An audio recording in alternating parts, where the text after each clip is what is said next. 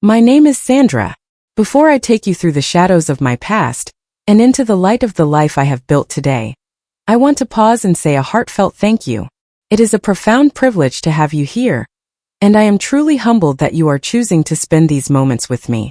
We all carry silent battles, and sharing mine is my way of reminding you that you are never alone. If this story touches your heart, or if you find a piece of your own strength reflected in my journey, I humbly invite you to subscribe to our family here at Queen's Revenge. To those of you who have already subscribed and stood by us, I offer my most sincere blessings. May your lives be overflowing with abundance and wealth, and may your days be lit with a happiness that never fades. Your support is the heartbeat of this channel, and it allows us to keep proving that while we may be broken, we can always choose to become a masterpiece. Your scars are not your end. They are the beginning of your greatest strength. Now let me tell you about the day my world shattered, and the day I finally learned what it means to be whole. They say a wedding dress is supposed to make a woman feel like she is floating on air, a diaphanous cloud of tulle and dreams. But as I stood in the center of the grand ballroom, surrounded by the dizzying fragrance of 1,000 white lilies and the rhythmic pulse of a celebration I had spent 18 months meticulously planning, my gown felt like an anchor. It was a masterpiece of ivory silk and hand-stitched lace, heavy with the weight of expectations, cinched so tightly against my ribs that every breath felt like a hard-won victory. I wasn't floating. I was pinned to the earth by the sheer gravity of my own happiness. Adam held me close, his hand a warm, steady pressure against the small of my back. We were swaying to the soulful rasp of James Arthur, the same song that had played during our very first date when I had spilled coffee on his lap, and he had looked at me as if I were the most fascinating creature he had ever encountered. "You're beautiful, Dr. Sandra," he whispered into my ear, his breath warm against my skin. "I can't believe I finally get to keep you." I smiled against his shoulder, closing my eyes. At that moment, I was basking in the forever we had promised each other just hours ago under an arch of roses. I thought of the long nights of my residency, the grueling 30-hour shifts where I felt I had nothing left to give, and how Adam had always been there, a quiet architectural blueprint of stability. He was the man who left notes in my scrub pockets, the man who understood that my heart belonged to the tiny, fragile patients in the pediatric ward as much as it belonged to him. I felt a profound sense of homecoming. I was safe. I was loved. I was home. Then the chime. It was a small sound, a high-pitched digital trill that should have been swallowed by the laughter and the clinking of silverware. But it felt like a gunshot in a cathedral. I felt the muscles in Adam's back seize. The rhythmic sway of our bodies faltered, then stopped.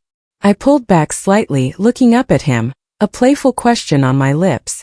But the words died in my throat. The man looking back at me wasn't my husband. The warmth had been sucked out of his eyes, leaving behind two hollow orbs of flickering panic. The color didn't just fade from his face. It drained away as if someone had pulled a plug, leaving his skin a ghastly translucent gray. He reached into his pocket with a hand that trembled, a tremor so violent I could feel it through the silk of my sleeves. He looked at the screen. 1 second. 2. 3. In those 3 seconds the world around us continued to spin. My best friend Jessica was laughing at a joke nearby. A waiter was balancing a tray of appetizers. The music was swelling toward the bridge. But within the small private circle of our embrace, the air had turned to ice. Adam didn't look at me. He stared at the phone as if it were a portal to a nightmare. He read the message again, his jaw tightening so hard I heard the faint click of his teeth. When he finally lifted his gaze, I didn't recognize him. He had donned a mask of cold, jagged urgency. A mask that rendered him a stranger. "Adam," I whispered, my voice small, a fragile thread of sound. "What is it? Is it your father? Is there an emergency at the firm?"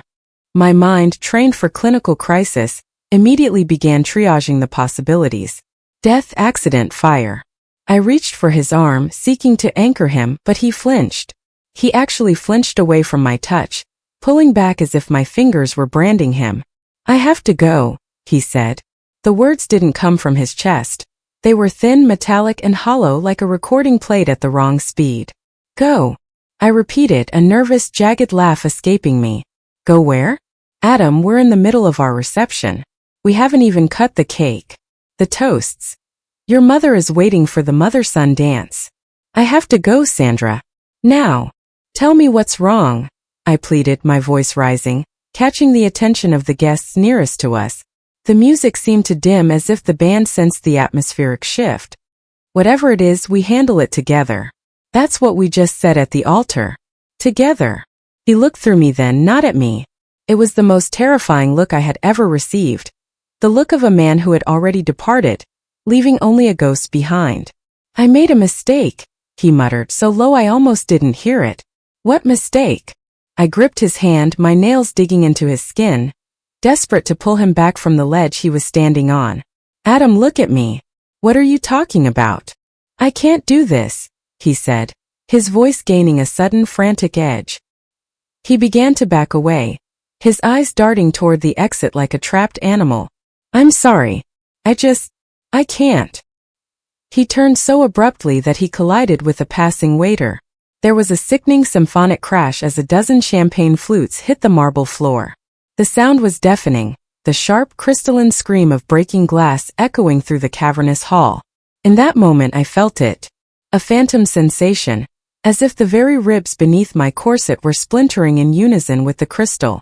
The champagne puddled on the floor, a sparkling golden ruin, soaking into the hem of my ivory gown.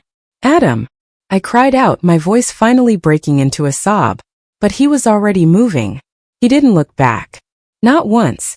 He wove through the crowd of stunned guests, a man possessed, his black tuxedo a dark blur against the sea of festive colors. I watched him reach the heavy oak doors, the same doors we had walked through as Dr. and Mrs. Thompson, just an hour ago to the cheers of everyone we loved. He threw them open and disappeared. I stood frozen in the center of the room. The music had stopped now. The silence was a physical weight, thick with the scent of lilies and the metallic tang of spilled wine. 150 faces turned toward me, some with horror, some with pity, all of them witnesses to my public execution. Sandra! Jessica was at my side, her hand on my shoulder, but I couldn't feel her. My nervous system had gone into a state of total shutdown. I have to find him, I stammered. I gathered up the heavy, sodden skirts of my dress and began to run. The silk was heavy, dragging against the floor, catching on the shards of glass. I didn't care. I tripped over the train, my heels clicking frantically against the marble, my heart hammering against my chest like a bird in a cage. I burst through the lobby and out onto the grand portico. The night air was biting, a cruel contrast to the warmth of the ballroom. The wind caught my long, delicate veil, whipping it around my face like a shroud. Adam! I reached the edge of the driveway just in time to see the sleek black silhouette of his Audi. The engine roared, a feral, angry sound that tore through the quiet evening. I saw the flash of his profile through the window, rigid, focused, and utterly gone. Adam, please! I screamed, my voice raw, disappearing into the wind. The tires screeched against the asphalt, leaving behind charred black streaks, scars on the pavement that matched the ones forming on my soul.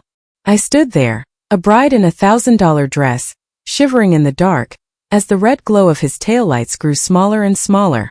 I watched until the red pinpricks vanished into the distant curve of the road, swallowed by the shadows. He was gone. He had left me at the altar of our own celebration, leaving behind nothing but unanswered questions and the hollow, ringing echo of 5 words that had just leveled my entire world. The smell of hospital-grade disinfectant is a singular, merciless thing. It doesn't just clean, it erases. It strips away the scent of human panic, the metallic tang of blood, and the lingering perfume of hope, replacing them all with a scentless chemical void. For most, it is the smell of sickness and fear. For me, it became the only air I could breathe without choking. 6 weeks had passed since the night the world shattered, and I had effectively moved into the Massachusetts General Hospital. My white coat, crisp, starched, and heavy, had become my new wedding garment. It was an armor of cotton and pockets, shielding the jagged, weeping edges of a heart that had been flayed open in front of 150 witnesses. I didn't want the sun. I wanted the flickering, honest cruelty of fluorescent lights.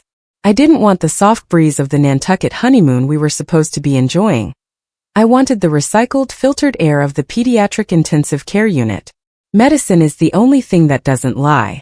A heartbeat is a numerical fact on a monitor. A pulse is a rhythmic certainty. Pathophysiology follows a predictable, albeit tragic, script. If a valve fails, there is a reason. If a cell mutates, there is a sequence. There is an exquisite, cold comfort in the logic of suffering. Love, on the other hand, is a ghost that haunts you with a smile before vanishing into the night. It is a diagnosis with no symptoms and a terminal prognosis that arrives without warning. Dr. Sandra, you've been on call for 36 hours, Dr. Patel, my supervisor, said. His voice a low rumble of concern as he found me staring at a chest x-ray in the darkened radiology suite. The Peterson case is stable. Go home. Home. The word hit me like a physical blow to the solar plexus. I stared at the ghostly white ribs on the film, tracing the silhouette of a child's heart. At least this heart has a visible defect, I thought bitterly. At least I know where the hole is. I'm fine, Arvin, I replied, my voice sounding like gravel grinding together. The night shift is short-staffed. I'd rather be here. This isn't dedication, Sandra. It's a slow-motion suicide, he sighed, placing a gentle hand on my shoulder. I flinched. Every touch now felt like a precursor to abandonment. I had become a creature of glass, terrified that even a kind word would send me splintering back into the marble floor of that cursed ballroom. I eventually conceded, but home was no longer a sanctuary. My apartment was a graveyard of almosts.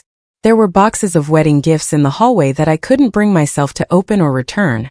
Silver platters for dinners that would never happen. Crystal vases for flowers that would never be bought. My mother had stayed with me for the first 2 weeks, her eyes perpetually brimming with a quiet, suffocating pity. She would move through the kitchen like a shadow, making tea I wouldn't drink and folding laundry with a funereal solemnity. He wasn't worthy of your shadow, Sandra, she would whisper, her voice trembling with the effort to be strong for me. Then there was Jessica, my fierce, loyal Jessica, whose rage was so hot it felt like it could blister paint. She had spent the last month calling Adam every name in the book, her voice a constant cacophony of righteous indignation. She had been the one to pack away his remaining belongings, her movements violent as she shoved his sweaters and architectural sketches into trash bags. I hope he rots, she snapped one evening, pouring me a glass of wine I only stared at. I hope she leaves him in the mud exactly where he found her. You are a surgeon, Sandra. You save lives. He's just a man who builds houses of cards. Their voices, the pity and the rage, were nothing more than background static. They were trying to fill a vacuum that was far too deep for words. Because beneath the noise was the silence. The absolute, ringing obsidian silence of Adam. Every night, despite my best intentions, I would find myself in the dark, the blue light of my phone illuminating the hollows of my face. I would go to his social media profiles. Dark. Not a single post, not a single photo of his new life. No status updates. It was as if he had never existed. He had wiped himself from the digital world as thoroughly as he had wiped himself from mine. He was a ghost who refused to haunt me with anything but his absence. But the worst part was the bed. They don't tell you about the phantom limb of a lost relationship. You know how an amputee can still feel the itch of a foot that is no longer there? That was my life. I would lie on the left side of the mattress, my body curled into a tight, defensive ball, and I could feel the weight of him on the right. I could almost hear the steady cadence of his breathing. I would reach out in the middle of the night, my fingers searching for the warmth of his skin, only to find the cold, flat expanse of an empty sheet. The space where he should have been was a physical ache. It was a hollow indentation in the mattress that felt like a canyon I was perpetually falling into. The scent of his sandalwood cologne still clung to the fibers of the decorative pillows we had picked out together, pillows that were supposed to be the backdrop for a lifetime of lazy Sunday mornings. Now they were just fabric and stuffing, mocking me with their permanence. I would lay there, staring at the ceiling, replay the moment the phone chimed. I would dissect his face in my mind, searching for a clue I had missed. Was there a flicker of doubt in his eyes when we said, "I do"? Was the way he held my hand during the first dance a little too tight, as if he were trying to hold on to a ledge? I was a doctor. I was trained to look for the subtle signs of systemic failure before the collapse. But with Adam I had been blind. I had been so intoxicated by the forever that I had failed to see the until. The transition from the vibrant, color-saturated dream of my wedding day to this gray, clinical existence was jarring. I had expected to be waking up to the sound of the ocean in Nantucket, feeling the sun on my skin and the ring on my finger. Instead, I woke up to the jarring buzz of an alarm at 4 a.m., the taste of stale coffee in my mouth, and the crushing realization that the ring was sitting in a velvet box at the bottom of my jewelry drawer, a tiny gold circle of broken promises. In the hospital I could pretend. In the PICU, amidst the hum of the ventilators and the hushed whispers of the nurses, I was Dr. Sandra. I was competent. I was needed. I was whole. But as soon as I stripped off that white coat at the end of a shift, I was just a woman standing in a parking lot, looking at the empty passenger seat of her car, wondering how a person can be everything one minute and nothing the next. I buried myself deeper. I took on the cases no one else wanted. I stayed by the bedsides of children whose parents couldn't be there, holding their tiny, fragile hands and humming songs I didn't realize I knew.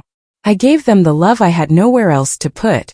I became a ghost in a sterile sanctuary, drifting through the hallways of MGH, waiting for the day when the antiseptic would finally finish its job and erase the memory of his name. But as I looked out the window of the on-call room at the Boston skyline, I knew the truth. You can sterilize a wound. You can stitch the skin back together. You can even numb the pain for a while. But some infections go all the way to the bone. And Adam was in my marrow. The hospital is a labyrinth of white noise and antiseptic, a place where secrets are usually whispered behind heavy privacy curtains or buried in the cryptic shorthand of medical charts. I had become a master of that labyrinth, navigating its sterile corridors with a focus so sharp it felt like a scalpel. I was safe here. In this world, why was always followed by a diagnostic test or a laboratory result. It was never a philosophical void. But the why of my own life didn't arrive in a pathology report. It arrived on a Tuesday afternoon, wearing a tracksuit and carrying the scent of a rainy afternoon and old tennis grip tape. I was standing at the nurse's station, my eyes blurred from reviewing the electrolyte panels of a 3-year-old in room 402, when I saw him. Marcos. He was a regular at the tennis club where Adam and I had spent our Saturday mornings back when the world was still colored in shades of us. He looked out of place in the high-stress environment of the pediatric wing. His large frame hunched as he guided a young boy with a crudely splinted arm toward the intake desk. Marcos. I called out, my voice sounding foreign to my own ears. I hadn't spoken to anyone from that other life in weeks.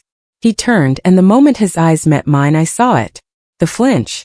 The instantaneous flicker of guilt that people wear when they are keeping a secret from a victim.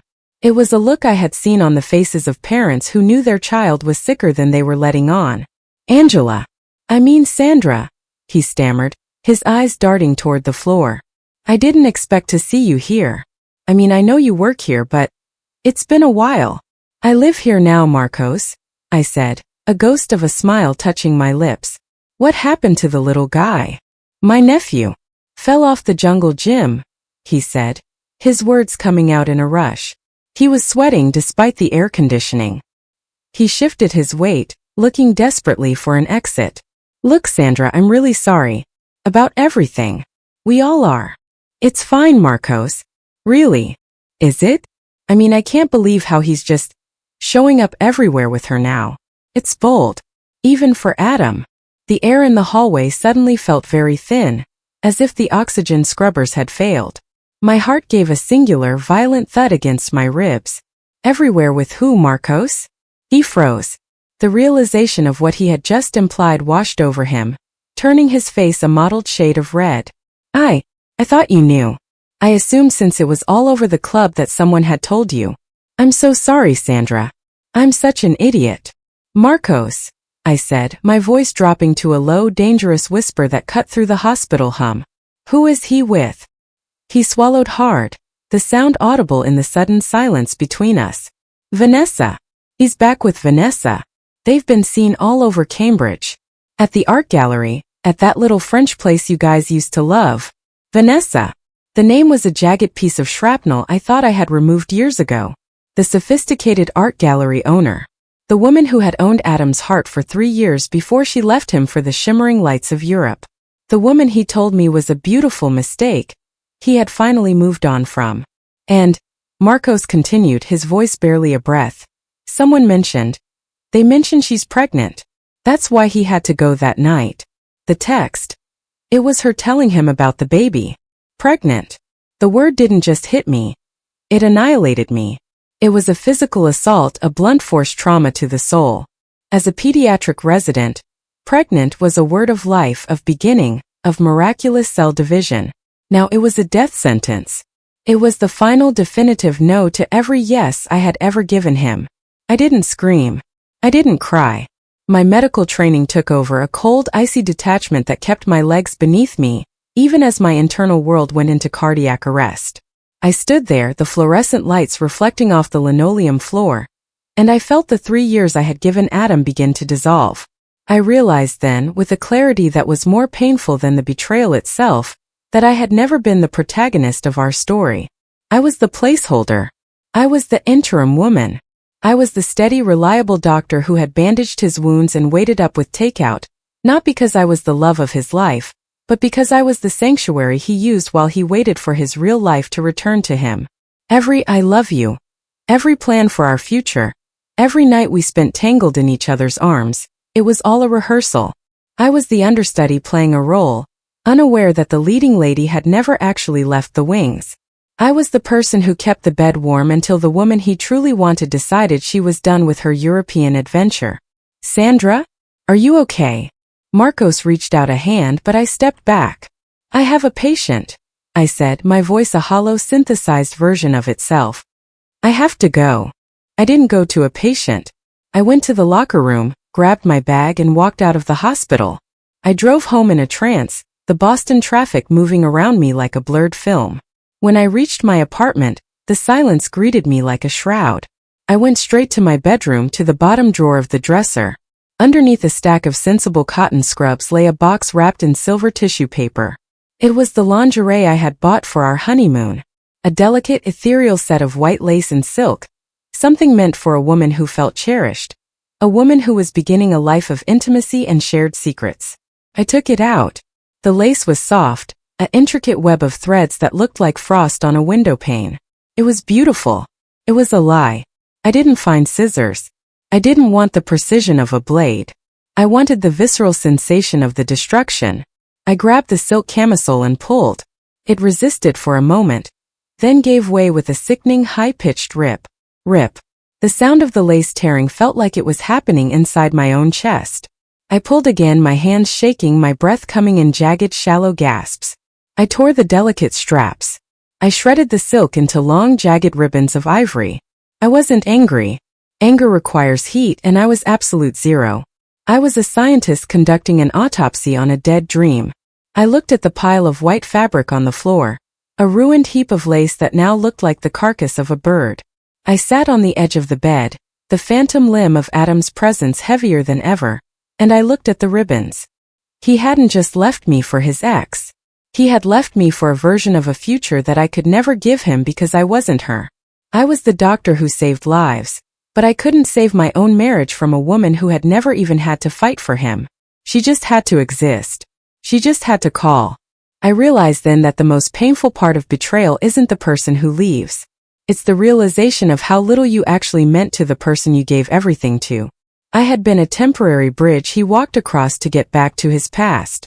I stood up, gathered the shredded silk and walked to the kitchen. I stuffed the remnants of my forever into the bottom of the trash can, covering them with coffee grounds and old takeout containers. I went back to the bathroom, splashed cold water on my face, and stared at the woman in the mirror. Her eyes were sunken, her skin pale, her soul a fractured mosaic. But she was still standing.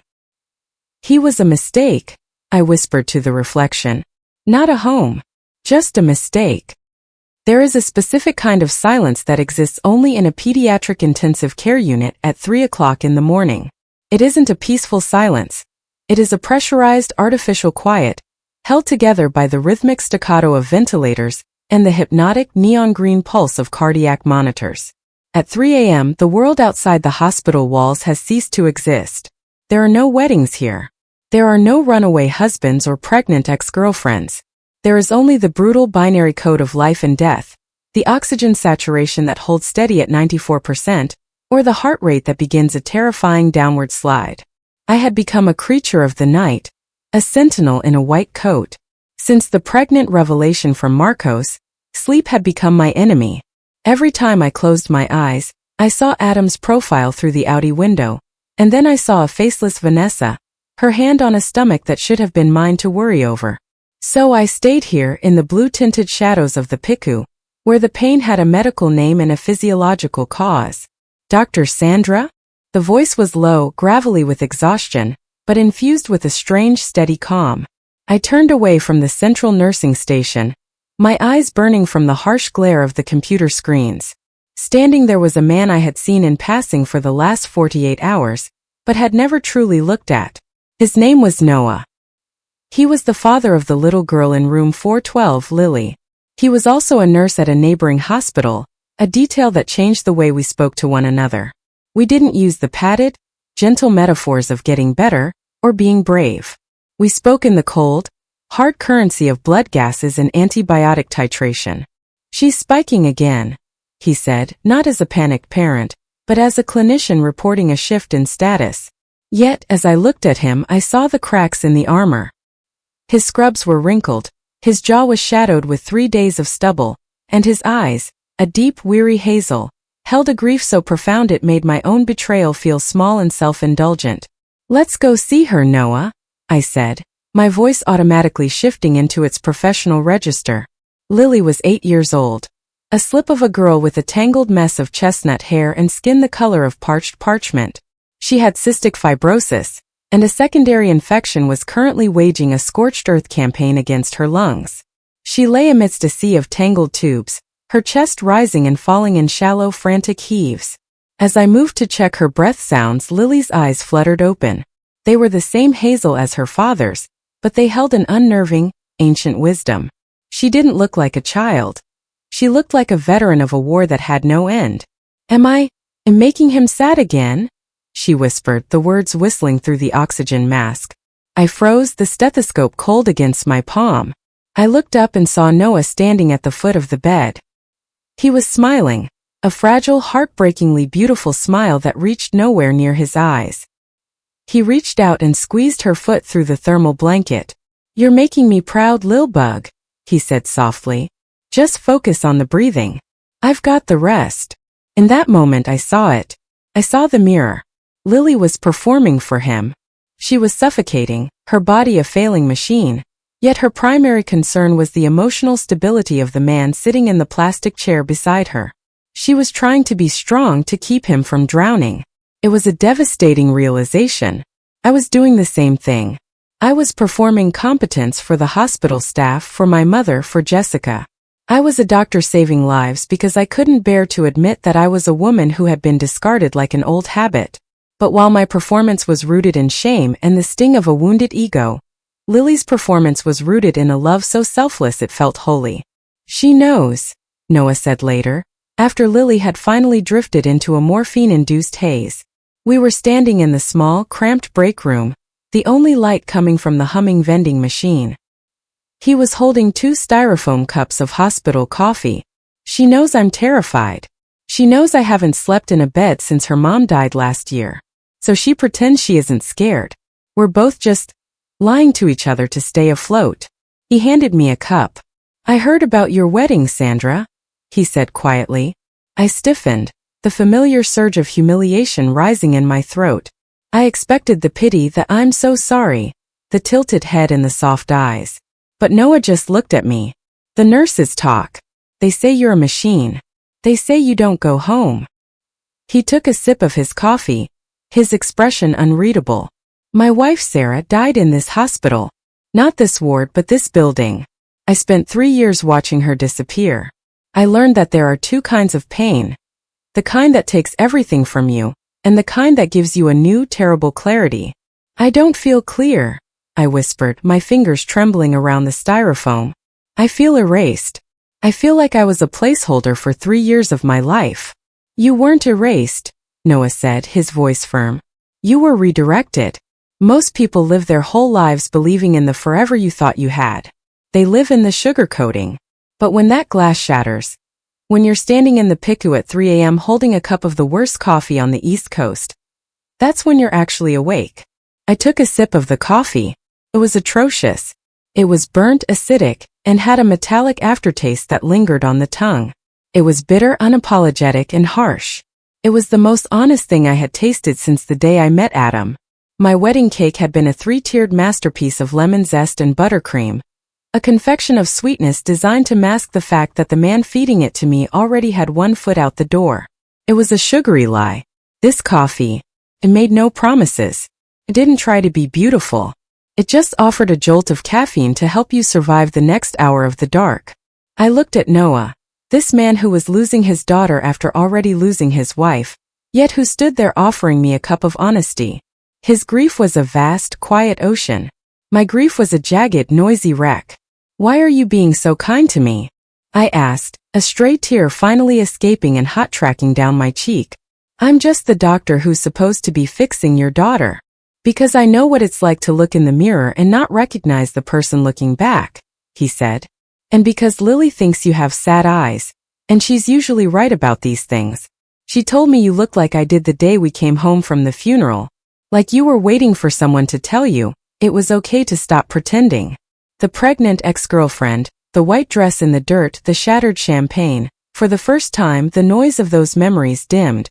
I sat down at the sticky laminate table, the 3 a.m. silence of the hospital pressing in on us. We didn't talk about Adam. We didn't talk about Sarah.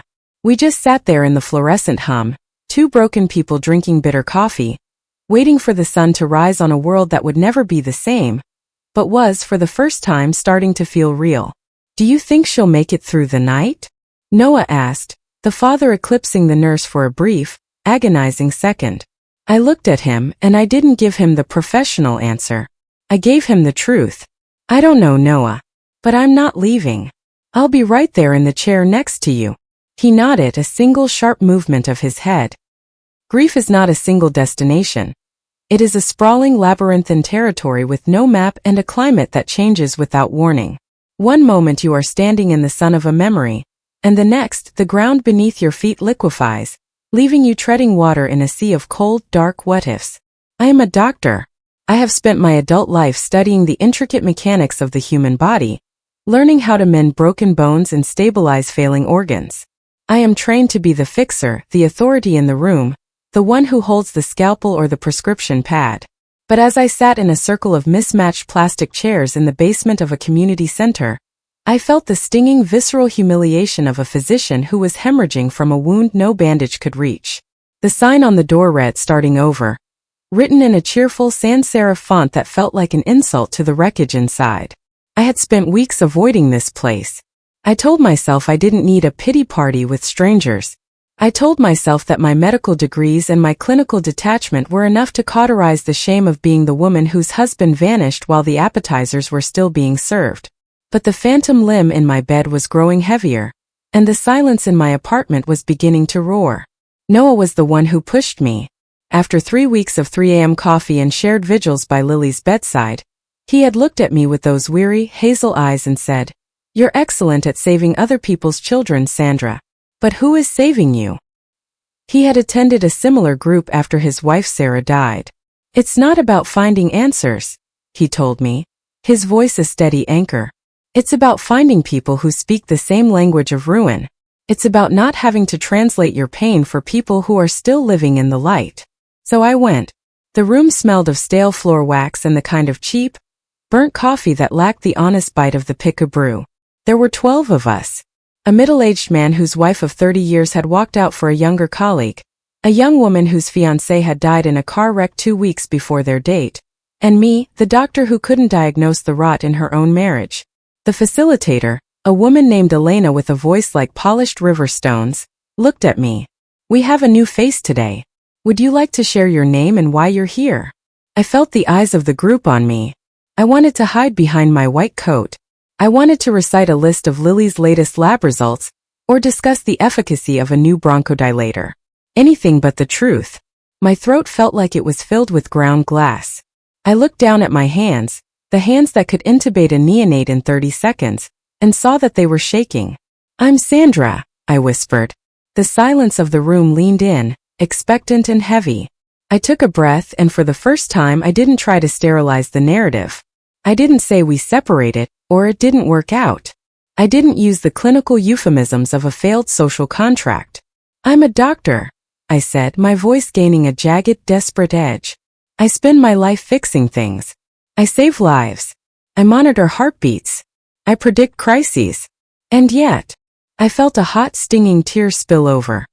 My husband left me at our wedding, at the reception, while the music was playing. He walked out to go back to his ex-girlfriend because she told him she was pregnant.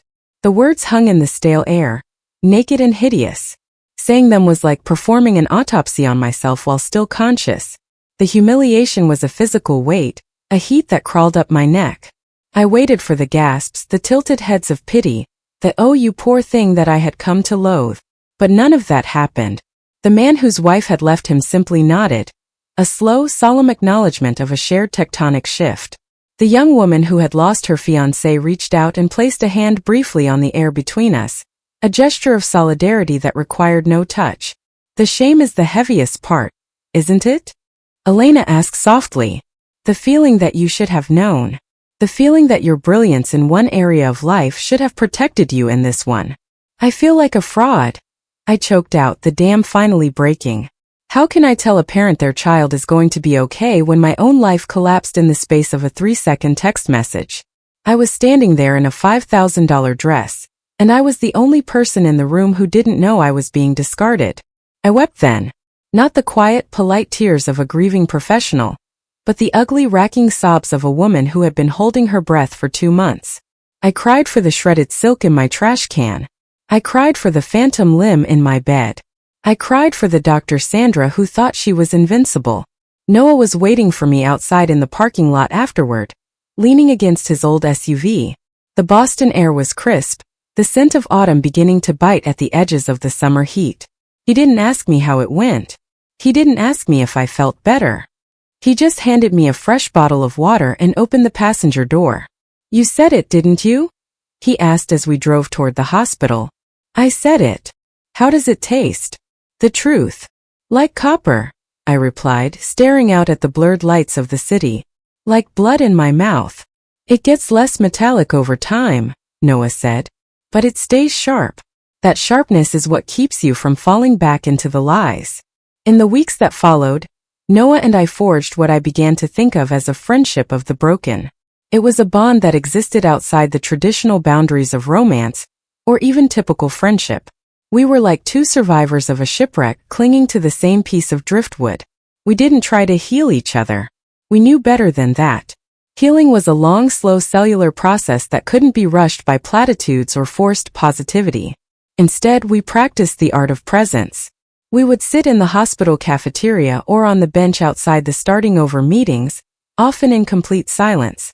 There is a profound intimacy in being able to be silent with someone who knows the exact shape of your darkness. With my mother, I had to be recovering. With Jessica, I had to be righteously angry. But with Noah, I could just be in pieces. It's like being in a dark room, he said one evening as we watched the sun set from the hospital roof. Lily was stable, finally moved out of the PICU to a general floor. And for the first time in months, Noah looked like he was breathing with his whole chest. When you first walk in from the light, you're blind. You stumble. You hit your shins on the furniture. You think you'll never see again. I looked at him, the orange light of the setting sun catching the gray in his hair. And then your eyes adjust, he said, turning to look at me. The room is still dark. The furniture hasn't moved, but you can see the edges of things. You learn how to navigate the shadows. You realize that the dark isn't empty. It's just a different way of being. I realized then that Noah wasn't trying to lead me back into the light. He was teaching me how to live in the shadows. He was showing me that my brokenness wasn't a failure of my character or my intellect. It was simply the new geography of my life. I was still Dr. Sandra. I still had the hands that could save lives. But I was also the woman who had been left at the altar. I was a mosaic of 1,000 different shards, held together by the gravity of my own survival. As we walked back inside to check on Lily, I realized I hadn't thought about Adam's social media in 3 days. The ringing silence of his absence was still there, but it was no longer the only sound in my head. There was the hum of the hospital, the steady pulse of the monitors, and the quiet, rhythmic breathing of a friend who was sitting in the dark with me, waiting for our eyes to adjust. The forever I had imagined with Adam was a brightly lit, shallow stage.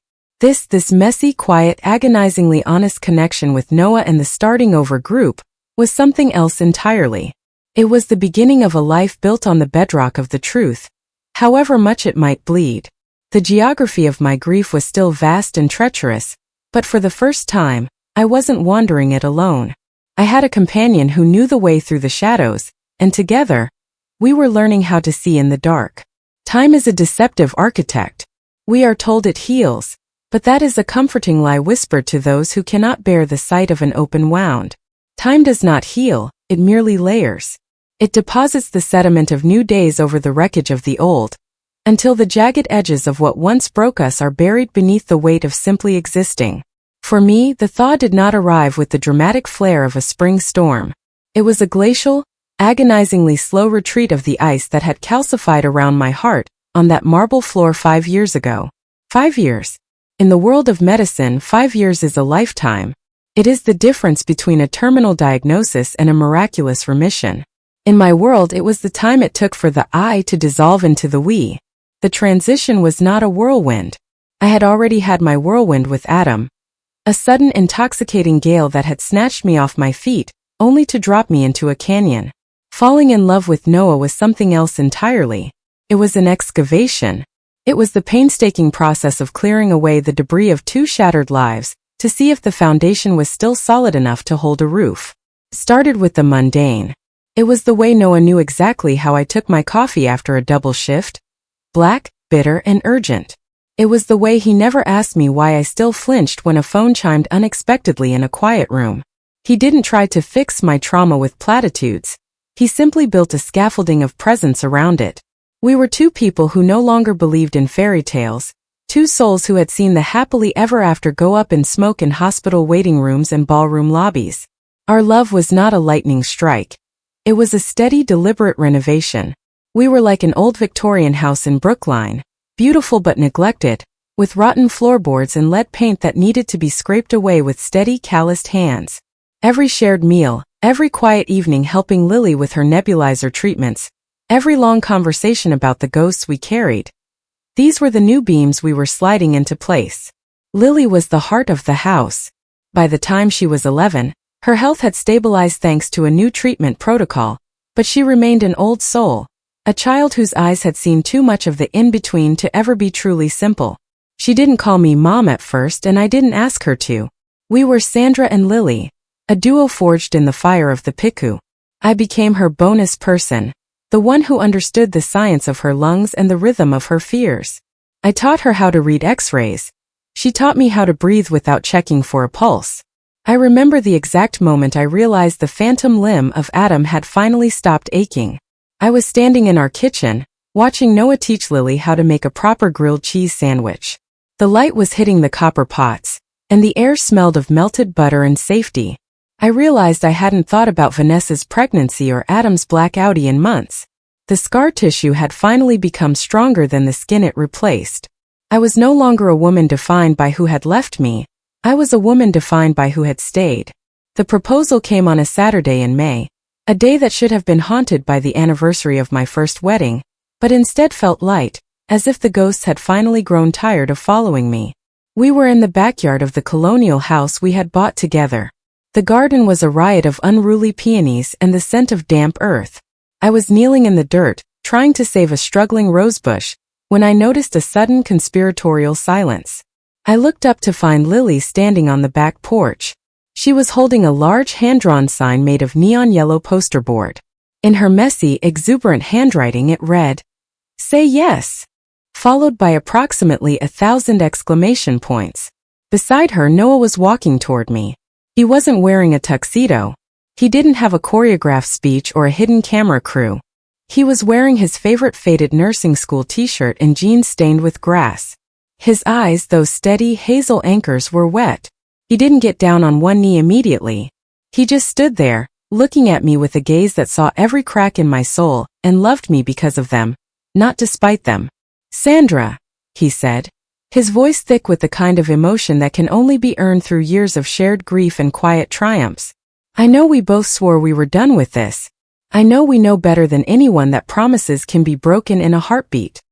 He reached into his pocket and pulled out a small velvet box. Inside was a vintage emerald ring, the green deep and mossy, etched with delicate gold leaves. It wasn't a diamond. It didn't need to be a symbol of forever and perfection. It was a symbol of growth, of life clinging to the side of a mountain. I don't need a fairy tale, Noah continued, his voice steadying. I don't need a ballroom or a grand gesture. I just need to know that when the dark comes back, and we both know it will, I'm the one you're sitting with. I want to be the one who holds your hand in the waiting room. I want to be your home, Sandra. Not just for the good days, but for the days when everything breaks again. He finally sank to one knee in the soft grass. Will you marry us? Me and Lily. From the porch, Lily let out a muffled please. That made me laugh through the sob that was rising in my throat. I looked at the ring, then at Noah, then at the girl who had become my daughter in every way that mattered. I thought of the woman who had stood on a curb in a white dress 5 years ago, watching taillights vanish. That woman was gone. She had been replaced by someone stronger, someone who knew that love wasn't a feeling you fell into, but a choice you made every single morning. Yes, I whispered, the word feeling like a final beautiful exhale. 1,000 times yes. Noah slid the ring onto my finger, and it felt right. It didn't feel like an anchor or a shackle. It felt like a seal on the life we had already built. Lily came charging off the porch, throwing herself into our arms, and for a long moment, we were just a tangle of limbs and tears and neon yellow poster board. It was a quiet victory. It wasn't the loud performative triumph I once thought love should be. It was the victory of the survivor. It was the sound of a heart that had been shattered into a million pieces finally finding the right adhesive to hold itself together. That night as I lay in bed, not on my side, but in the middle wrapped in Noah's warmth, I felt a profound sense of peace. The geography of my grief had been mapped. The shadows had been navigated. The thaw was complete. I thought I had lost my forever on that marble floor, but as I watched the moon rise over the trees in our backyard, I realized I had actually just been clearing the ground. You cannot build a house on ice. You have to wait for the thaw. You have to wait for the mud. You have to wait for the man who is willing to get his hands dirty helping you build something that can actually withstand the storm. The I was gone. The we was finally home. As my second wedding approached, the air in our home felt different. Not charged with the frantic, performative electricity of my first marriage, but grounded in a quiet, rhythmic certainty. There were no $1,000 floral arrangements to debate, no seating charts that felt like diplomatic minefields. Instead, there was a simple blue dress hanging on the back of my bedroom door. It was the color of the Atlantic at dusk, a deep, honest indigo that didn't pretend to be pure or untouched. It was a dress for a woman who had walked through fire and come out with scars she no longer cared to hide. I was 3 days away from saying I do to Noah on a quiet stretch of sand in Provincetown when I decided to clear the final ghost from my life. It was a storage box tucked in the furthest, darkest corner of our basement, labeled simply, Misc/Office. I had avoided it for 5 years, treating it like a lead-lined container of radioactive waste. But as I prepared to step into a new future, the scientist in me demanded a clean lab. I needed to know there were no remnants of the explosion left to contaminate the ground. The box smelled of stagnant air and old paper. Inside were medical textbooks from my residency, a few stray photographs Jessica hadn't managed to burn, and a small square envelope in a shade of blue that matched my new dress with a cruel irony. The handwriting was unmistakable. Adam's architect's script, all sharp lines and precise angles. It was addressed to me, dated the morning of our first wedding. My heart, which I thought I had trained to be a steady clinical muscle, gave a violent, sickening lurch. My fingers trembled as I broke the seal. Sandra, the letter began, by the time you read this we'll be married. The words felt like a physical assault. I sat on the cold concrete floor, the basement air turning to ice around me. I'm writing this because I woke up with doubts that terrify me. I love you, never doubt that, but I'm haunted by the question of whether I deserve you. You are so certain, Sandra. You are a woman of straight lines and clear hearts. Vanessa texted last night after 2 years of silence. She chose the night before our wedding to reach out, saying she made a mistake leaving, that she wants to talk. I didn't respond, but seeing her name stirred up ghosts I thought I'd buried. I'm writing this to promise you that by the time I stand at the altar today, those ghosts will be gone.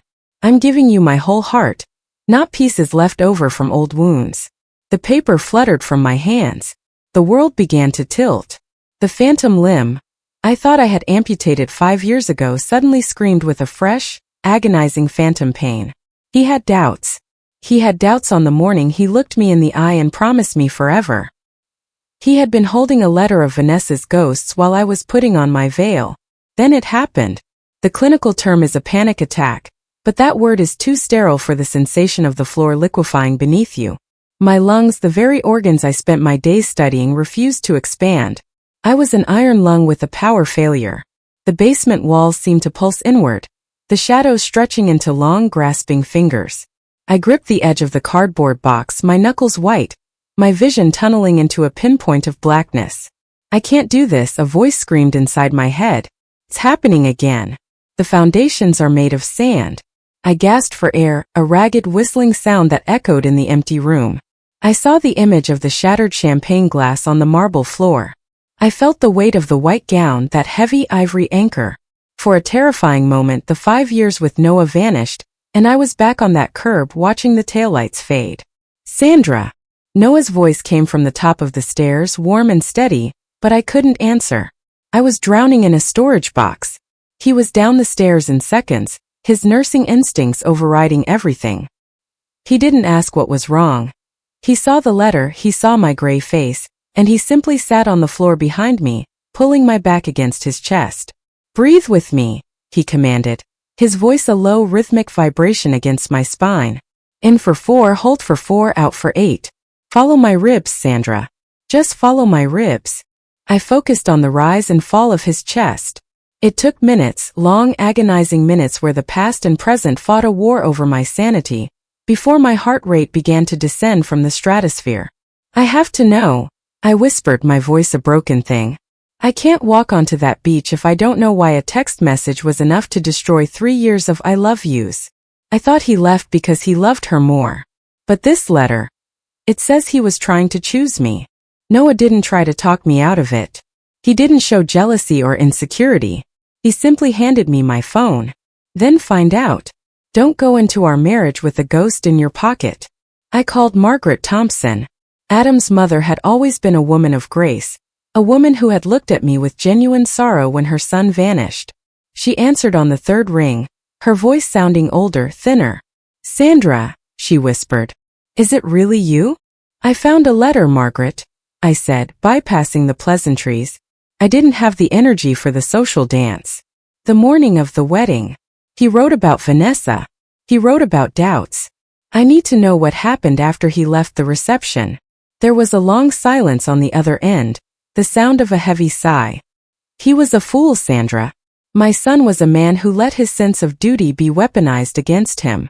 And then she told me the truth, the jagged, ugly truth that Adam had been too weak to tell me himself.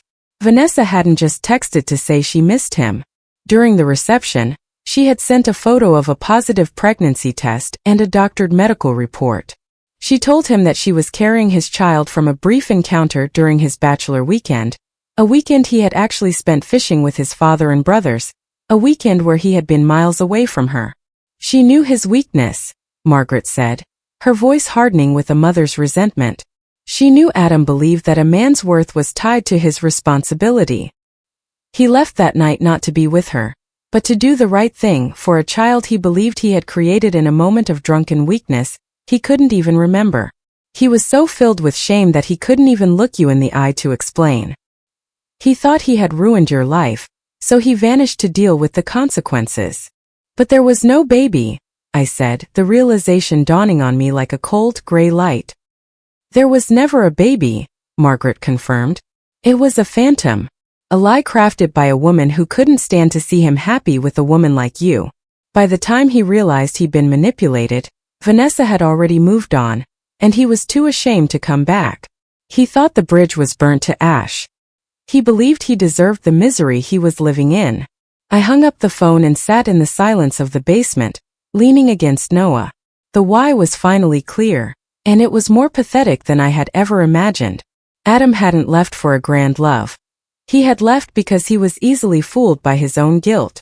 He had been a man so fragile that a single lie from his past could topple the entire structure of his future. He didn't trust me enough to tell me the truth, and he didn't trust himself enough to know his own heart. I looked at the blue dress hanging upstairs.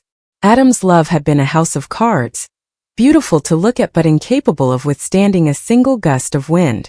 But Noah was the man who had sat with me in the dark for 5 years. He was the man who didn't run when things got messy, but who sat on a cold basement floor and taught me how to breathe again. The blue envelope was just paper. The doubts were just echoes. I stood up, my legs finally steady. I took the blue envelope, walked over to the small utility sink in the corner of the basement, and turned on the water.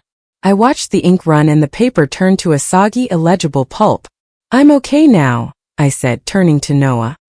He stood up, brushing the dust from his jeans, and looked at me with that same steady hazel gaze. "I know you are." I wasn't the woman in the white dress anymore, the one who was blindsided by a text. I was the woman in the blue dress. I was the woman who knew that the truth can be ugly, but that a love built on the wreckage of the truth is the only kind that can actually survive the world. The pregnant ex-girlfriend was a ghost. The doubts were a lie. And in 3 days I was going to marry a man who didn't need a letter to tell me he was staying. The digital world is a cold, unforgiving archive of our most jagged moments. 5 years ago, a 3-second text message acted as a seismic trigger, leveling the architecture of my life. Now, on the eve of my second wedding, the past attempted to flicker back to life in the form of a notification on my laptop screen. The subject line was simple, yet it carried the weight of a leaden shroud: tomorrow. I sat in the quiet of my study. The house hushed as Noah and Lily slept. The glow of the screen cast a pale, ghostly light across my face, illuminating the faint lines of experience that hadn't been there when I wore white.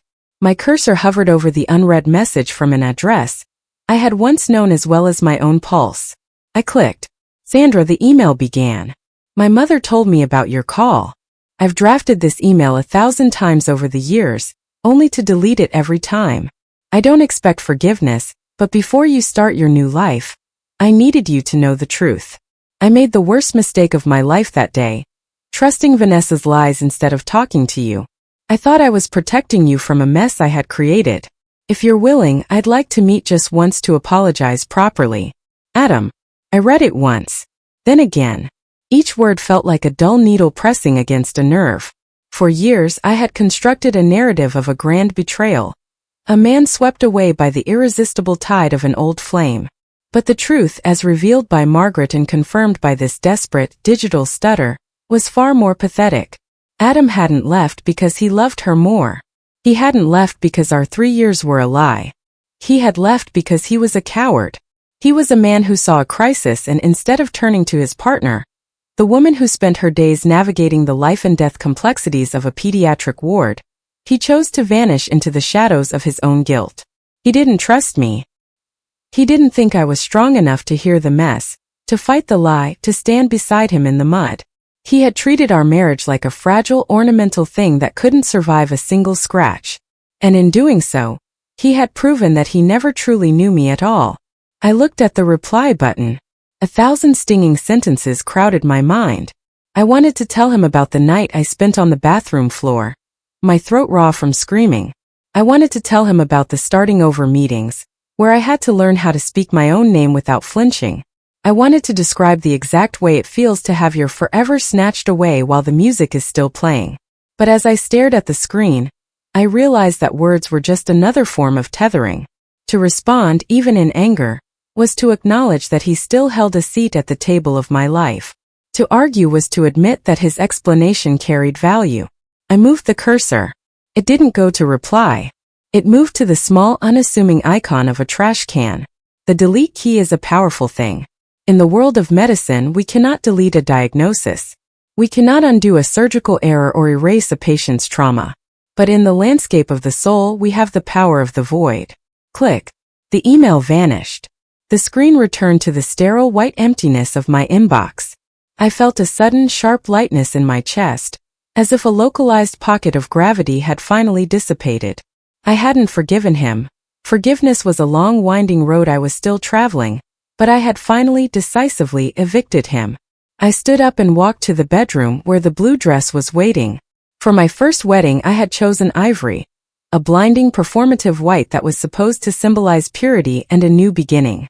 It had been a dress designed for a stage, a heavy, suffocating costume for a woman who thought life was a series of perfect, scripted moments. That dress had ended up in the dirt, sodden with champagne and tears, a ruined relic of a girl who didn't know that the world could break you. This dress was different. It was a simple bias-cut silk in a shade of deep midnight indigo. It was the color of the ocean where it grows cold and wise. It didn't have lace. It didn't have beads. It didn't have a train that dragged behind me like the weight of 100 expectations. It was a dress for a woman who knew that love wasn't a performance. It was a steady, quiet pulse. It was a color that didn't hide the shadows. It embraced them. I ran my hand over the cool silk. This dress represented a love that was deep and calm. It represented Noah, a man who didn't need me to be a perfect bride, but who loved the broken doctor. It represented a life where we didn't hide our ghosts, but invited them to sit at the table until they grew quiet. 5 years ago I thought my life was over because a man left me. Now, I knew that my life had actually begun the moment I realized I could survive his absence. I looked in the mirror. My eyes were clear. The sadness inside, that Lily had seen so long ago, hadn't disappeared, but it had transformed. It was no longer a weeping wound. It was the depth of a lake. I was 34 years old, a pediatric specialist, a mother in every way that counted, and a woman who was about to marry a man who had earned my trust in the trenches of the Piku at 3 a.m. I thought of the first wedding, the lilies, the grand ballroom, the James Arthur song, the hollow vows spoken by a man with a secret in his pocket. It had been a house of mirrors, beautiful and distorted. Tomorrow there would be no mirrors. There would be no grand ballroom. There would only be the salt air of Provincetown, the sand between my toes, and the steady hazel gaze of a man who had seen me at my absolute worst and decided I was his home. I went to the window and looked out at the moon. The night was still. Somewhere in Boston, Adam was probably waiting for a reply that would never come. He was still living in the what-ifs, still drafting apologies to a woman who no longer existed. He was a ghost haunting an empty house. But I was here. I was in the now. I turned off the light, the darkness of the room feeling safe and familiar. I climbed into bed beside Noah, listening to the rhythmic, honest sound of his breathing. I didn't reach out for a phantom limb tonight. I reached for his hand, his fingers automatically interlacing with mine even in his sleep. The past was deleted. The future was indigo. And for the first time in 5 years, when I closed my eyes, I didn't see the red glare of taillights. I saw the sun rising over the Atlantic, casting its light on a path that was finally unmistakably mine. There is a profound, almost primitive honesty in the meeting of land and sea. In Provincetown, the Atlantic doesn't apologize for its salt or its temper. It simply exists, a vast rhythmic exhaling of the world's secrets. As I stood at the edge of the dunes, the late afternoon sun casting long, amber shadows across the sand, I realized that I had finally found a setting that matched the architecture of my soul. 5 years ago, I had walked down an aisle of polished marble, my feet encased in satin pumps that pinched my toes, surrounded by the suffocating scent of forced lilies and the judgment of 1,000 eyes. I had been a woman playing a part in a high-stakes drama I didn't realize was a tragedy. Today there was no marble. There was only the cool, shifting grit of the sand between my toes and the wild, tangled beauty of beach roses clinging to the shore. I was wearing the indigo silk dress, the color of the deep water beyond the breakers. It moved with the wind, light and unapologetic. I carried no bouquet of expensive imports. Instead, I held a small cluster of lavender and seagrass, something that could survive the salt spray. I wasn't wearing a veil. I didn't want anything between my face and the world. I wanted to see every grain of sand, every ripple in the water, and every line on the face of the man waiting for me. There was no orchestra. There was no string quartet playing a sanitized version of a pop song. The music was provided by the Atlantic, a low crashing percussion that felt like the heartbeat of the earth itself. It was a sound that didn't need a conductor. It was ancient, steady, and true. Noah stood 20 yards away, framed by the infinite blue of the horizon. He wasn't wearing a tuxedo. He was in a light linen suit, his sleeves slightly rolled up, looking exactly like the man who had sat with me through the darkest nights of my residency and my grief. He didn't look like a prince from a storybook. He looked like a partner. His face wasn't a mask of groom-like expectation. It was a map of everything we had endured together. When his eyes met mine, I didn't feel the breathless, unstable high I had felt with Adam. I felt gravity. I felt the weight of a man who knew exactly who I was, the scars, the clinical detachment, the midnight panics, and chose to stay anyway. Beside him stood Lily. At 11, she was a slender reed of a girl, her chestnut hair whipped into a frenzy by the breeze. She was wearing a pale yellow dress that made her look like a splash of sunlight against the gray-blue sea. She held a basket of seashells she had collected that morning, her eyes bright with a proprietary sort of joy. To her, this wasn't just a wedding. It was a formal declaration of the family we had already become in the quiet spaces of our lives. I began to walk. The walk was short, but it felt like a journey across a lifetime. With every step through the sand, I felt the wounded woman falling away. She was the one who had stood on the curb in the dark, watching taillights. She was the one who had shredded lace in a kitchen trash can. She was the one who had believed she was a placeholder. I looked at the vastness of the ocean and realized that my betrayal was just a drop of ink in an infinite sea. It had colored me for a while, yes, but it didn't define the water. When I reached them, Lily stepped forward. This wasn't a rehearsed part of a ceremony. It was a bridge. She took my hand, her skin warm and slightly sticky from the salt, and placed it into Noah's. "Now," she whispered, her voice barely audible over the waves. "Now we're really home." The word homecoming echoed in my chest, but it wasn't the romanticized version I had once craved. This was a homecoming grounded in the dirt and the salt of reality. It was the feeling of a bone that had been broken and reset, now stronger at the sight of the fracture than it ever was before. Noah's hand closed over mine. His grip was firm, steady, and familiar. I looked at him, really looked at him, and saw the man who had seen me at my most unlovable and called me beautiful. I saw the nurse who understood that some wounds don't close, they just stop bleeding. The justice of the peace, a silver-haired woman who looked like she was carved from driftwood, began to speak. Her words were few, eclipsed by the roar of the surf, but they didn't need to be loud. The ocean was doing the talking for us. When it came time for the vows, I didn't reach for a script. I didn't need a poet to tell me how to feel. I looked at Noah and then I looked down at Lily, who was standing between us, her hands tucked into ours. "Noah," I said, my voice steady, carrying over the wind. I spent a long time believing that love was a performance. I thought it was a white dress and a grand ballroom and a promise that life would never be messy. I was wrong. I squeezed his hand, feeling the gold band of his own ring against my palm. "You met me when I was a ghost. You sat with me in the dark when I didn't have the strength to find the light. You showed me that a family isn't something you're born into or something you're given. It's something you build brick by brick, shift by shift, breath by breath." I looked at Lily, my heart swelling with a fierce, protective ache. I am no longer the woman who was left behind. Because of you and because of Lily, I am a survivor. I am a mother. And today I am your wife. I took a deep breath, the salt air filling my lungs, finally feeling as though they could expand to their full capacity. "I don't promise you a life without shadows," I said, my voice dropping to a whisper that only he could hear. "We both know the dark too well for that. But I promise you this. I will be the one sitting in it with you. I promise you will never walk alone again." Noah's eyes welled with tears, but he didn't look away. He didn't blink. He took his turn, his voice a low, beautiful rumble that seemed to harmonize with the Atlantic. "Sandra," he said, "I promise to honor the scars you carry, and to never ask you to hide them. I promise to be the anchor when the storm comes, and the shore when you're tired of swimming. You are the home I never thought I'd find twice. You are my certainty." As we exchanged the simple gold bands, no ornate diamonds, just circles of honest metal, I felt a shift in the universe. The phantom limb was gone.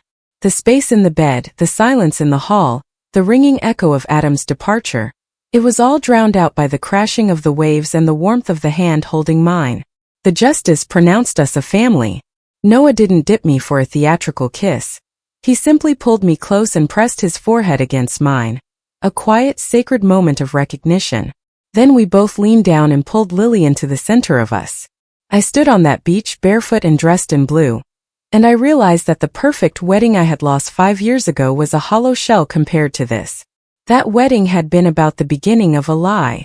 This wedding was about the continuation of a truth. I was a wife. I was a mother. I was a survivor. As we walked back up the dunes toward the small celebration waiting for us, I looked back at the Atlantic one last time. The tide was coming in, washing away our footprints in the sand. It didn't matter. The path behind me was gone, erased by the salt and the surf. All that remained was the salt on my skin, the man at my side, and the absolute, unwavering certainty of the future we were walking into together. The restaurant deck was a sanctuary of amber light suspended over the rhythmic pulse of the Atlantic. Strings of Edison bulbs swayed gently in the salt breeze, casting a warm celestial glow over the faces of the 40 people who mattered most in my world. The air was a heady mix of grilled sea bass, expensive champagne, and the sharp, clean scent of the ocean. Laughter, unforced and effervescent, rippled through the air, punctuating the low hum of a jazz piano playing somewhere in the background. I stood in the center of it all, my indigo silk dress shimmering like a deep-sea current. For the first time in 5 years, the internal alarm that had been ringing in the basement of my soul had gone silent. I was basking in the weight of Noah's arm around my waist, the steady heat of his presence a silent vow kept in real time. We were watching Lily lead a group of her friends in a synchronized dance they had spent weeks rehearsing. Her laughter was the purest sound I had ever heard, a bright silver bell ringing in the clear night air. "To the Reynolds Sandra family," Jessica said, raising her glass, her eyes bright with a rare, soft pride. "May your only storms be the ones you watch from the safety of each other's arms." I smiled, raising my glass to meet hers. The crystal chimed, a clear, resonant note that should have been the final punctuation to the day's perfection. Then the ripple. It began at the entrance to the deck. It wasn't a sound, but a sudden jagged fracture in the atmosphere. A collective gasp, sharp and cold, traveled through the guests like a physical shiver. Conversations died mid-sentence. The laughter didn't fade, it was severed. I felt Noah's body go rigid beside me, his hand tightening almost imperceptibly on my hip. "Sandra," he whispered, his voice a low, warning vibration. "Don't turn around yet." But I was already moving. Some primitive, cellular instinct, a vestige of the woman who had been gutted in a ballroom 5 years ago, recognized the dissonance before my brain could name it. I turned slowly, the silk of my dress whispering against my legs, and my heart, which had been beating with the steady rhythm of a calm sea, suddenly lurched into a frantic, uneven gallop. Standing in the doorway of the deck, framed by the darkness of the interior restaurant, was a ghost. It took several seconds for my brain to reconcile the image before me with the man who lived in the charred corners of my memory. This was not the Adam who had stormed out of our reception. That Adam had been a pillar of architectural precision, a man of vibrant health and arrogant certainty. The man standing there now was a ruin. He was skeletal, his once broad shoulders now sharp and jutting beneath a suit that hung from his frame like a shroud. His skin wasn't just pale, it was sallow, a sickly translucent yellow that spoke of systemic failure and poisoned blood. His hair, once thick and dark, was a thin, wispy shadow of itself. He was trembling, a fine, rhythmic tremor that shook his hands and made the lapels of his jacket flutter like the wings of a dying bird. He was the physical manifestation of my heartbreak, but he was also a clinical emergency. The doctor in me, the one who had seen 1,000 variations of decline, began to tally the symptoms before I could even process the shock. Cachexia, icterus, peripheral wasting. My mind raced through a list of terminal possibilities while the woman in me screamed in a voice I thought I had silenced years ago. But it was his eyes that stopped the breath in my lungs. They were sunken deep into the hollows of his skull, surrounded by dark, bruised circles. And in them I saw the devastation the transcript had promised, a raw, bleeding landscape of regret, shadowed by a terrifying, unmistakable terminality. He looked at me as if I were a hallucination, a vision of a life he had set on fire and was now trying to warm his freezing hands by. "Sandra," he rasped. His voice wasn't a voice anymore. It was the sound of dry leaves skittering over a grave. The deck had fallen into a silence so absolute I could hear the rhythmic clinking of the harbor buoy a mile away. Jessica moved toward me, her face a mask of protective fury, but Noah held up a hand to stop her. He was looking at Adam with a complex expression. Not the jealousy of a rival, but the profound weary compassion of a man who had seen too many people die. "What is he doing here?" someone whispered. The words hissed like a curse. I couldn't speak. I felt as though the past had reached out a cold, jaundiced hand and gripped my throat. This was my second wedding, my real wedding. I had worn blue to escape the ghosts, and yet, here was the primary ghost, standing in the light, rotting from the inside out. Adam took a hesitant, shuffling step forward. He looked as if a gust of wind could shatter his bones.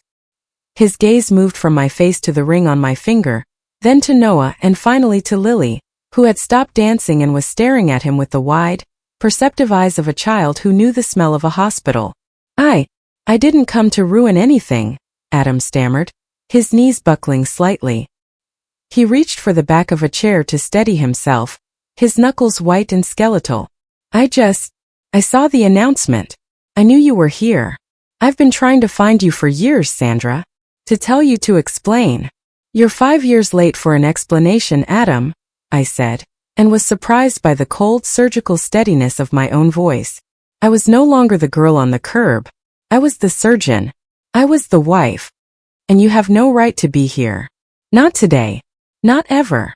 I know, he whispered, a single tear tracking down his sallow cheek. In the amber light it looked like a drop of liquid gold. I have no rights left. I lost them all the second I got into that car. But I couldn't go. I couldn't finish this. Without you knowing that I knew. That I realized what I threw away. He swayed then, a violent lurch to the left. The medical professional in me overrode the betrayed woman in a heartbeat. I saw the way his eyes rolled back, the way his breath became shallow and thready. Noah! I barked, the command cutting through the shock of the crowd. Noah was moving before I even finished my sentence. He reached Adam just as his legs gave out completely. My husband, my brave, steady husband, caught the man who had nearly destroyed me, easing him onto the deck boards with a gentleness that broke my heart all over again. I didn't think. I gathered up the indigo silk of my skirt and knelt in the salt-crusted wood beside them. I reached for Adam's wrist. His pulse was a frantic, fluttering thing like a trapped moth. His skin was clammy, the jaundice even more apparent up close. He's hypoglycemic. Or worse, I muttered, my fingers pressing into the hollow of his neck. I looked up and saw my wedding guests standing in a circle, their faces a blur of horror and confusion. I saw Lily, her face pale, standing near the edge of the circle. I saw the life I had built, the light, the laughter, the blue dress, and then I looked down at the wreckage of the man I had once loved more than my own life. The irony was a jagged blade in my chest. 5 years ago, he had left me in the middle of a reception, leaving me to bleed out emotionally in front of everyone. Now, 5 years later, he had returned to my reception to bleed out physically, forcing me to be the one to save him. He had turned my sanctuary back into a hospital. Adam's eyes fluttered open, focusing on me with a terrifying intensity. Sandra, he choked out, I'm sorry. I'm so sorry. Don't speak, I said, my voice a mix of professional authority and a deep, aching sorrow I couldn't name. You're in medical distress, Adam. We're getting you help. I looked at Noah, whose hands were steady as he supported Adam's head. We exchanged a look. A silent communication forged in the 3 a.m. silences of the PICU. In his eyes I saw no resentment. Only the quiet, heavy burden of being the people who stay when everyone else runs. The ambulance is on its way, Jessica called out, her voice trembling. I looked back at Adam. The devastation in his eyes wasn't just about the cancer eating his body. It was the realization that he was dying in the arms of the man who had replaced him, being saved by the woman he had abandoned. He was a ghost who had come to find peace, only to find that the world had moved on, leaving him behind in the shadows of his own making. The Atlantic continued to crash against the shore, indifferent to the small, human drama on the deck. The Edison bulbs flickered in the wind, and as I sat there in my wedding dress, holding the pulse of the man who had broken me, I realized that the uninvited ghost hadn't come to steal my future. He had come to show me exactly how far I had traveled from the ruins of the past. The transition from the amber glow of the restaurant deck to the obsidian vastness of the beach felt like crossing a threshold between life and the afterlife. Behind me, the muffled sounds of my wedding reception, the clinking of silverware, the low murmur of confused guests, the distant rhythmic pulse of the jazz piano, faded into the relentless roar of the Atlantic. In front of me, the moon hung low and bloated over the water, casting a silver surgical light over the dunes. I walked through the sand, the hem of my indigo silk dress heavy with the salt spray, dragging behind me like a bruised wing. Beside me, Noah's presence was a silent, protective weight, his hand hovering near the small of my back. A few yards behind us, Jessica stood as a sentinel, her silhouette sharp against the light of the restaurant, her arms crossed in a posture of unyielding defiance. And then there was Adam. He shuffled ahead of us, a skeletal figure in a suit that seemed to be held up only by the sheer force of his desperation. Every step was a battle against gravity, a staggering, uneven gait that made the medical professional in me want to reach out and stabilize him, while the woman in me wanted to turn and run until the salt air burned the memory of him from my lungs. 5 minutes, Adam, I said, my voice cutting through the wind, cold and precise as a scalpel. That is all the past gets. 5 minutes on the edge of the world. We stopped where the damp sand met the reaching fingers of the tide. Adam turned to face me, and in the moonlight the devastation was total. The sallow tint of his skin looked even more ghoulish under the silver light, the hollows of his cheeks deep enough to hold shadows. He looked at me, and for the first time in 5 years, I didn't see the man who had shattered my world. I saw a man who was himself a collection of shards. Thank you, he rasped, the sound caught in his throat like rusted metal. He looked at Noah, then back at me. I didn't come to win you back, Sandra. I know that's a bridge I burned to ash a long time ago. I came because I couldn't die with the lie still living between us. The lie? I asked, my heart hammering against my ribs, a dull rhythmic thud. Vanessa, he whispered, the name a curse. She didn't just lie about the pregnancy, Sandra. She dismantled me. Over the next few minutes the story poured out of him. A jagged, ugly confession that stripped away the last of the mysteries. It wasn't just a one-night text that had taken him. Vanessa had been a master of emotional siege. She had spent months before the wedding subtly isolating him, planting seeds of doubt about my brilliance and certainty, making him feel like a man who was merely a footnote in my career. The night of the reception, he choked out, his body racked by a sudden violent shiver. She told me if I didn't leave right then, she'd make sure everyone knew I was a predator who had forced himself on her during the bachelor weekend. She had doctored photos, Sandra. She had a network of people willing to testify. I was terrified. Not for myself but for the firm, for my family's name. And for you. I thought if I stayed, I'd drag you into a scandal that would end your career before it started. He took a ragged breath. But she didn't stop there. After I left, she moved in. She took control of my finances, my contacts. She convinced me you'd never forgive me, that you'd moved on within weeks. She made me believe I was a monster who only deserved her. By the time I realized the pregnancy was a lie, she had already drained my savings and moved on to a developer with more potential. I lost the firm. I lost my self-respect. I lost 5 years of my life to a ghost. The silence that followed was heavy with the weight of wasted years.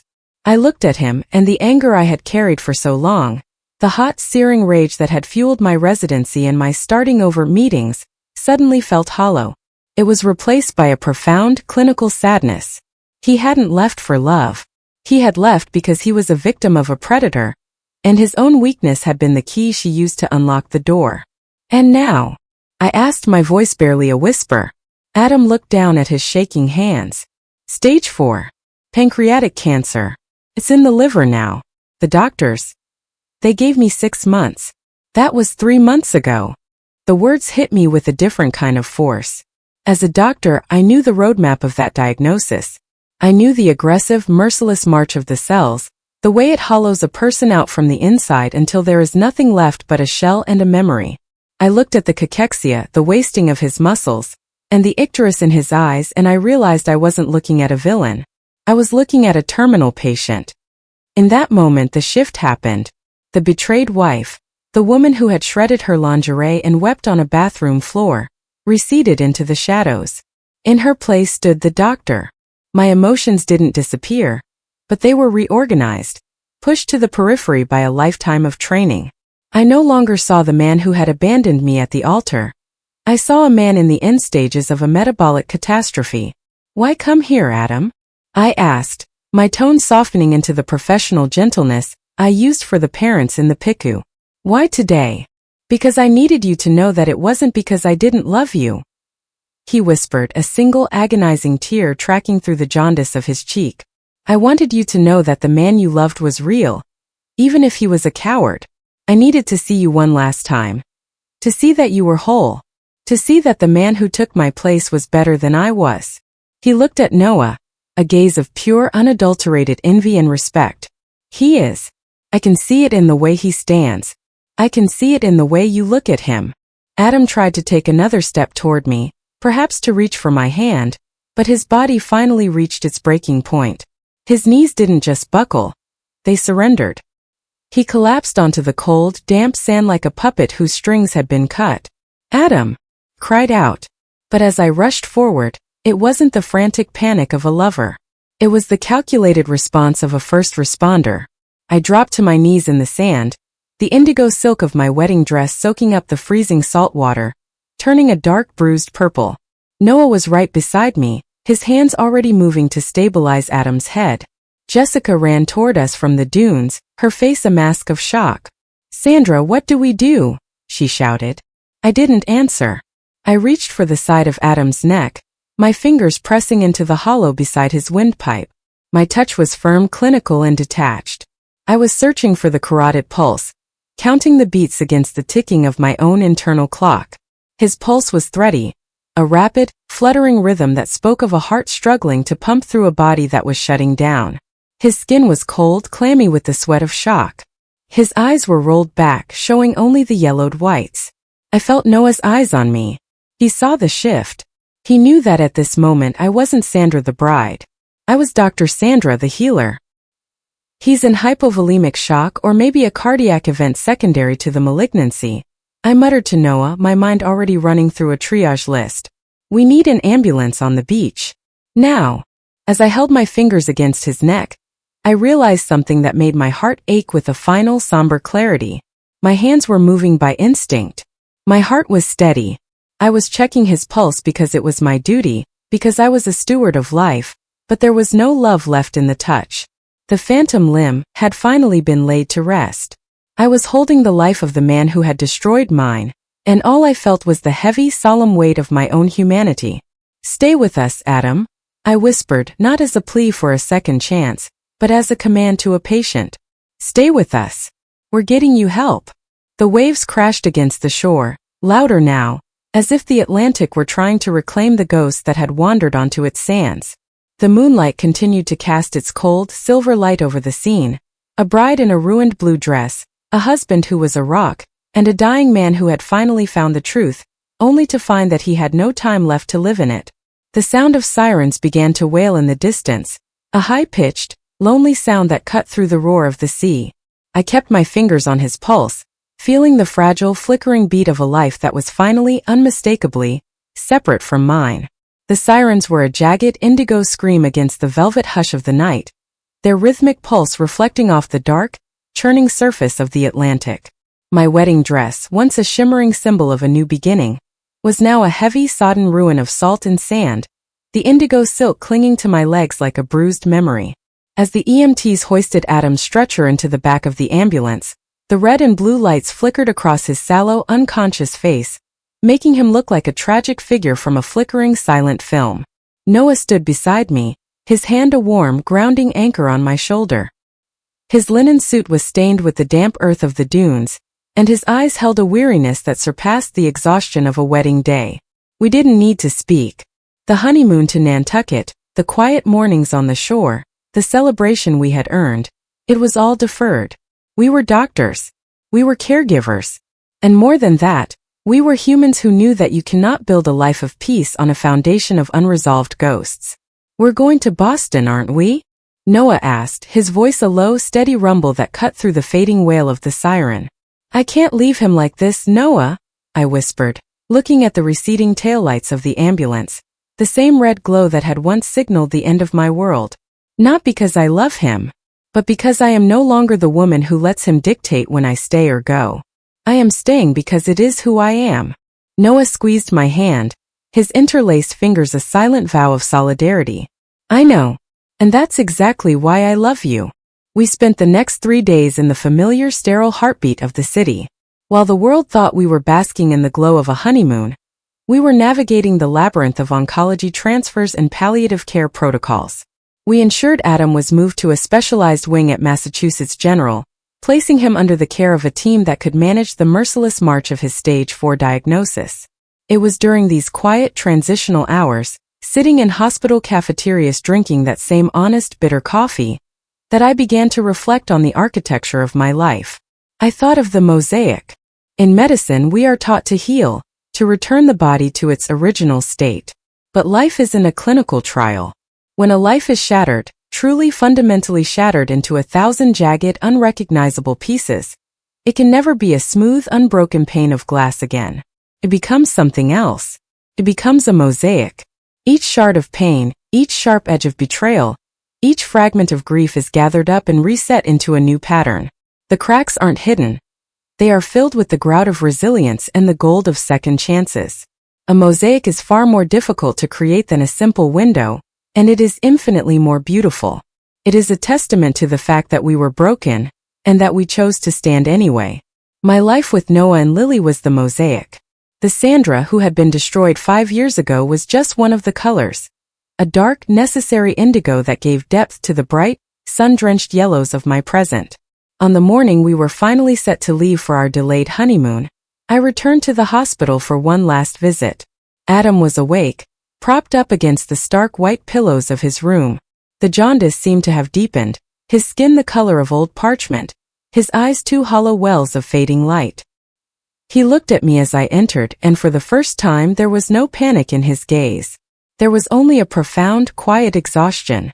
"You're still here," he rasped, his voice a ghost of a sound. "I'm leaving today, Adam," I said, standing at the foot of his bed. I didn't reach for his hand. I didn't need to. The distance between us was no longer a canyon of pain. It was just space. "But I wanted to bring you something." I reached into my bag and pulled out a drawing. Lily had spent the previous evening huddled over the kitchen table with her colored pencils, her brow furrowed in that intense, perceptive way of hers. She had drawn 4 stick figures standing on a beach. 3 were holding hands, Noah, Lily, and me. The 4th figure stood slightly apart, smaller, colored in a gentle shade of gray. Above it, in her messy, exuberant handwriting, she had written, "For the man who was sad. Be brave."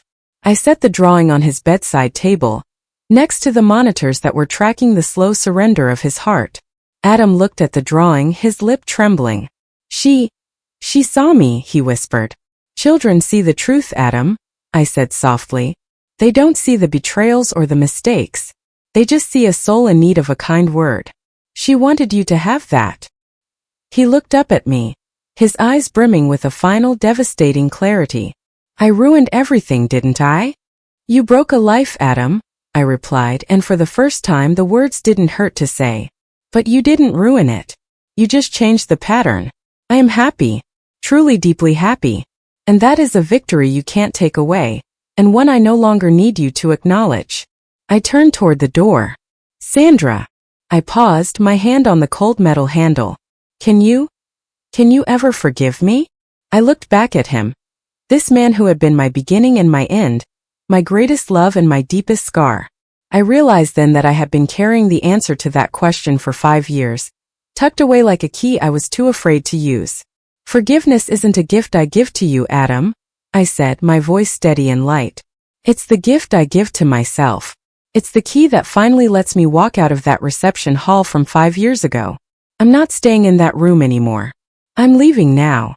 I walked out of the room, the rhythmic beep beep beep of his heart monitor fading behind me.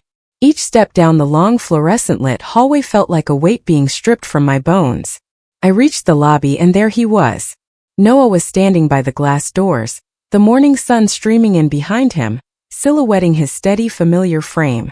He held 2 cups of coffee in our bags. When he saw me, his face broke into that quiet, knowing smile, the one that had seen me through the piku, the starting over meetings, and the sand of Provincetown. He reached out his hand. I took it, my fingers interlacing with his, the gold of my wedding band catching the light. As we walked through the sliding doors and out into the crisp Boston air, I felt the sun on my face. It was warm, honest, and real. I didn't look back at the hospital. I didn't look back at the years of what-ifs, or the shadow of the man in room 612. I was walking hand in hand with my husband, toward a car where a little girl was waiting with a neon yellow sign and a heart full of hope. The mosaic was complete. The cracks were filled. And as we drove away, leaving the past in the rearview mirror where it belonged, I finally realized that the most beautiful part of being broken is the discovery of what you are made of when you decide to put yourself back together.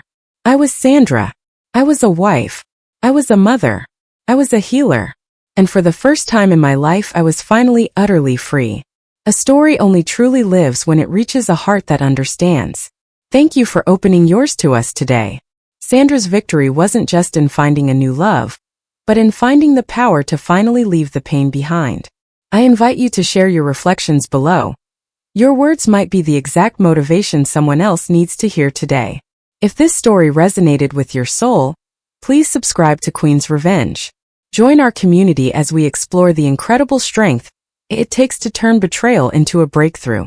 We are deeply grateful for your presence here. Stay strong, keep your head high, and never let anyone dim your light.